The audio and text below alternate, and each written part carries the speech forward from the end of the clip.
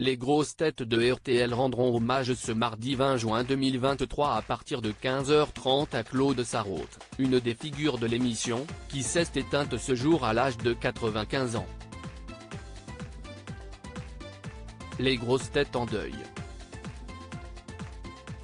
Ce mardi 20 juin 2023, la famille de Claude Sarraute a annoncé le décès de la journaliste à l'âge de 95 ans.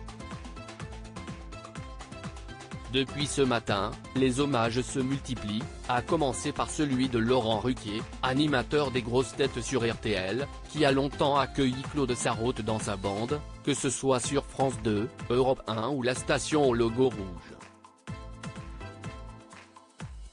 J'ai beaucoup de mal parce que j'ai beaucoup de souvenirs qui reviennent. Si est-il une des premières femmes libres, plus féministes que l'on imagine, a confié l'animateur ce matin sur l'antenne de RTL. Mort de Claude Sarraute, une émission spéciale des grosses têtes pour lui rendre hommage. Conséquence de cette disparition, si est-il une émission spéciale des grosses têtes dédiée à Claude Sarraute que les auditeurs pourront écouter ce mardi à partir de 15h30 sur RTL et ce jusqu'à 18h.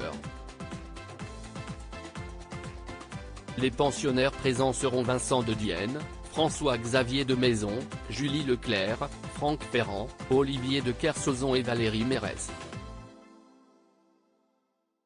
En avril 2020, pour la disparition d'un autre pilier des grosses têtes, en l'occurrence Pierre Bénichou, RTL avait également proposé une émission spéciale de Laurent Ruquier pour rendre hommage à sa démesure, comme l'avait expliqué à l'époque l'animateur.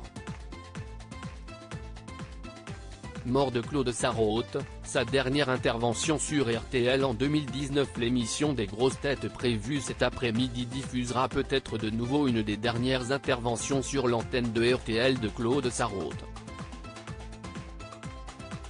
C'était en janvier 2019. Elle s'était une fois de plus illustrée par son franc-parler, en assurant à Laurent Ruquier « Je n'entends plus rien, je suis laide. Je ne vois plus, je n'entends plus, je ne marche plus ». Dans cette même conversation, elle avait assuré ne plus vouloir fêter son anniversaire avant ses 95 ans. Un âge que cette native du 24 juillet 1927 avait atteint l'année dernière et qu'elle avait même célébré avant l'heure aux côtés de son ami Christophe Beaugrand. L'animateur de TF1 avait partagé en juin 2022 une tendre photo sur son compte Instagram.